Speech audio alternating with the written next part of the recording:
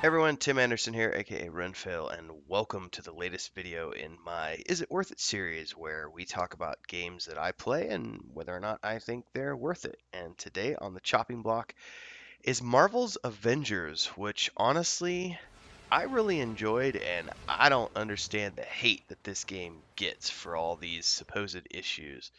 So we're going to dive into that and talk about it a little bit today. But before we do, I'm still under the weather, so I apologize in advance if I'm a little wheezy and stuffy and so on and so forth. So hopefully you'll roll with it. If you do like this video, don't forget to smash that like button and, of course, subscribe to the channel, hit the bell icon so you get updates for all the future content that I do in this series and beyond. There's a whole bunch of stuff that I do here on YouTube, so make sure to check out the other playlists down below. If you want to join us in Discord, the links are down there in the description. And if you want to know more about the project that I'm working on with my wife and my brother called The Weave in the Void, represented by the map behind me, you can head on over to our Patreon page, which is patreon.com/wandering hermits, and learn all about this intellectual property, which is a 5th edition tabletop setting, a point and click adventure game, and a book series in the vein of Dragonlance, all being produced through our Patreon. So hopefully you'll check that out. In the meantime, let's dive into Marvel's Avengers. So I went into this game expecting horrible things. I had heard nothing but negativity surrounding this game. Now, granted, I'm not playing it from the time it came out. I played this just at the beginning of January 2022, about a week ago, actually, right before I got sick. I played it for about 5, 6 days in a row until I beat the main campaign. And I haven't done a lot of the co-op and multiplayer, so I should say that going into this video, if there are issues with the multiplayer and the co-op, then those are things that I'm not familiar with, and so my review is not going to cover those. I'm primarily talking about the storyline campaign, which for me was absolutely amazing. There were a couple little things that I didn't like about this game, which overall, if I had to give it a rating of like 1 out of 10, I would give it a 7 or an 8, and we're going to be talking about that as we go through today. So let's talk about the first thing. I'm playing this on the Xbox Series X, and this is a fabulous looking game. Easily one of the best looking games I've played out of 2022 so far. The year is still young. But between Halo Infinite and this game, I feel like I started off, getting through the holidays into the new year with a couple of games that sort of represent what next gen gaming looks like or is going to look like on these next gen consoles. And it was just phenomenal. Just visually, this game is just amazing. I mean, there's not a lot to say other than the fact it looks really, really, really good. So, visuals aside, it's not just about the AAA visuals. It's also the animations and the VFX and just everything coming together. This really did feel like a spectacle game.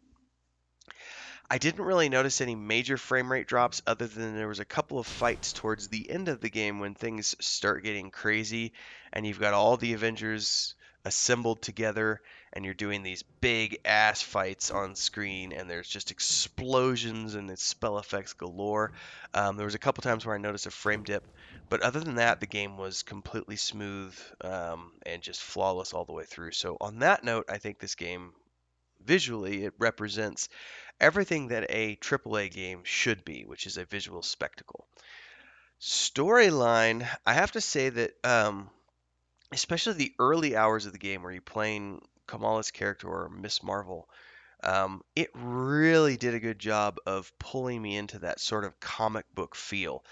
Or maybe even like the early Sam Raimi's Spider-Man movies. Like you really got the sense of this girl who's exploring, her youth and her coming to terms with her powers, and not being like a super badass. And that's something I always loved about the early Spider-Man films, the Sam Raimi ones, because it was never about Spider-Man being this, amazing badass. He was always this dorky kind of kid who was dealing with all these issues.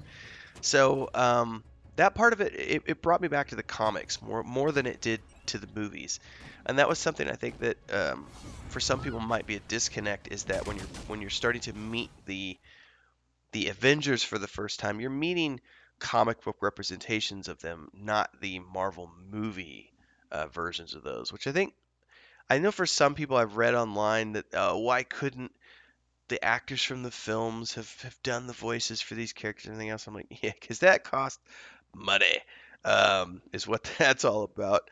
And they do have a great voice cast assembled here. Um, and that's another thing for me that they did really well is the voice acting. It was extremely well done. I kind of feel like I'm getting a little tired of the quirkiness of Nolan North because he plays very similar characters throughout all these games. So his addition as Iron Man felt a little out, but whatever. I don't know who all the other voice actors are. I just his is one I recognize. Whoever they got to play Bruce Banner or the Hulk did a great job. Also, the girl they got to play Kamala, and I'm assuming, and I haven't dug into this enough. I'm assuming. Um, that they had the same actors doing the motion capture performance because the motion capture in this game was great. Like I said, visually, the actors, like not only the voice acting, but the actors who are doing the motion capture. This is just amazing. I mean, just on all fronts, the way this game was presented was just AAA at its finest. Storyline, visuals, voice acting, face, acting, the motion capture performance, and all of that coming together with great writing, again, pulled me in and made me feel like I was a hero in a comic book and really helped cement that experience. And as you get going, and spoiler alert at this point, because I'm going to be talking a little bit of the spoilers, so I'll pause for a second.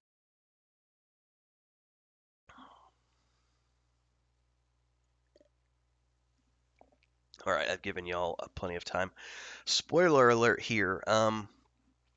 The basic storyline here is that as you play through the early opening hours of the game, something happens. There's a big accident, and as a result, the Avengers go off into hiding and are sort of not necessarily hunted per se, but just not they're not trusted by society anymore. And it kind of mirrors some of the storylines that we saw in Marvel's Agents of Shield, which by the way was a great show. Which I've never watched the final season. I watched it all the way up to the final season and then never watched the final season. And I got to go catch up on that one day. So we get that sense of the Marvel's Avengers have fallen apart. They're no longer working together. It's been 5 years since this disastrous event happened, and this event gave all these people powers, which are now being called the Inhumans, and that's how one of our main characters, Miss Marvel, got her powers. Um, so her mission, and it becomes very clear from the earliest stages of her main storyline, is your job is to reassemble the Avengers, and that's the name of the first campaign. Reassemble or reassembly, I forget. But that's that first campaign. And in a lot of ways, this game, if you've ever played an open world RPG, it's kind of like that. It's not exactly open world.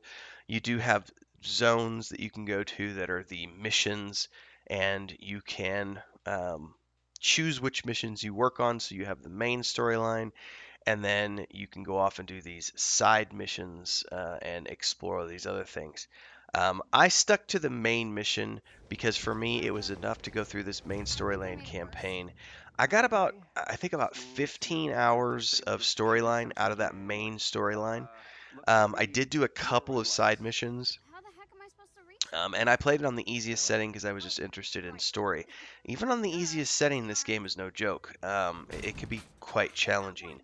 There were elements of this that reminded me a little bit of what they were trying to do with Anthem and ultimately failed with Anthem, which is the co-op version of the game or the multiplayer component where you can go into a mission and you can either choose to do it by yourself or you could choose to take a fire strike team or something like that. Like you could bring other people with you on these missions and those friends of yours can play other characters and then you can often choose which hero that you have unlocked to take through a mission with and to play as that main character. But if you don't have people to play with or you're playing it by yourself, the game will auto fill those slots with other heroes from the Avengers as you unlock them. So some of the missions you're doing by yourself, but other missions you're playing alongside other heroes in the in the Avengers. And this is where I could see how, because I played Anthem with my brother and I really enjoyed Anthem, and it was unfortunate for me when that game died.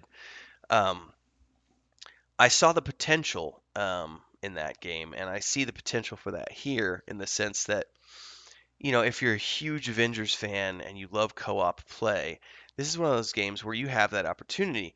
Now, again, I don't play this with another person. I play this by myself, so I can't speak to the co-op and multiplayer experience, but I do know that it was there. So going through, having these missions and doing all the storylines, it's a very linear game, but there are lots of additional missions that you can do on the map, which give you additional armor sets and cosmetics for your characters and ways to unlock other skills. There are, when I finished this game, I've realized, oh crap, there's actually several campaigns that are out now that you can play through, that have come out since the launch of the game. And I was like, okay, so if I don't know if it's the same if each one's going to give you 15 hours of gameplay or if it's the main mission was 15 hours and each subsequent campaign is 5 to 10 hours of gameplay. I don't know anything about that. So if you know this and you have commentary on this, please let me know in the comments below, because this is where I was sitting here going, why is this game getting all the hate? Because I played the single player game. I thought it was a lot of fun. I looked at the multiplayer options and said, this has all the same multiplayer opportunities that Anthem had.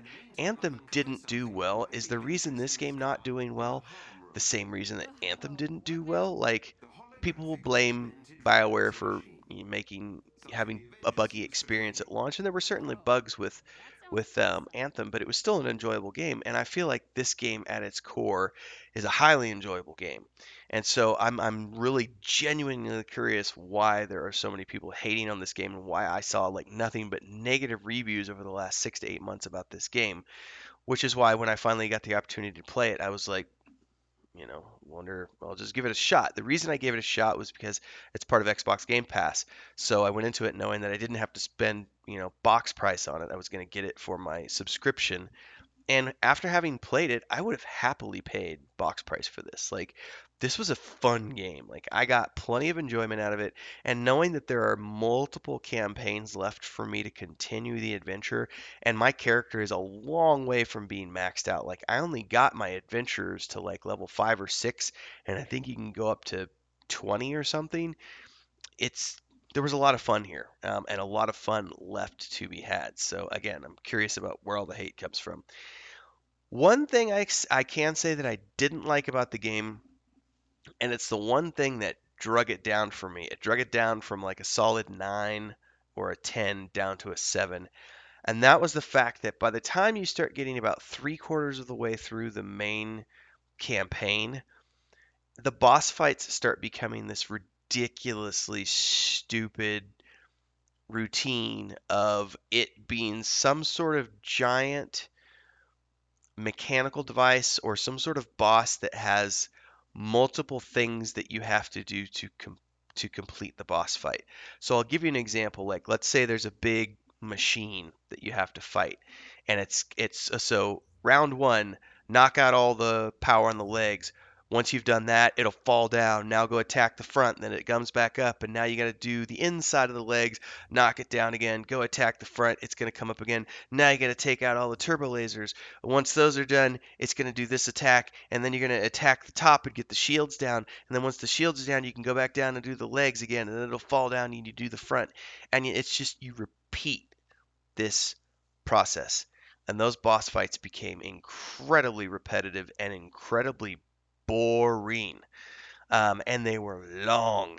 Even on easy mode, I had a couple of boss fights that took about 15 minutes, which is ridiculous. And I was sitting here going, I can't imagine how long these fights would be if you were on like normal mode or veteran mode with friends, because you're doing it, trying to do hard mode or whatever. I can't imagine how long and ridiculously stupid those boss fights would be.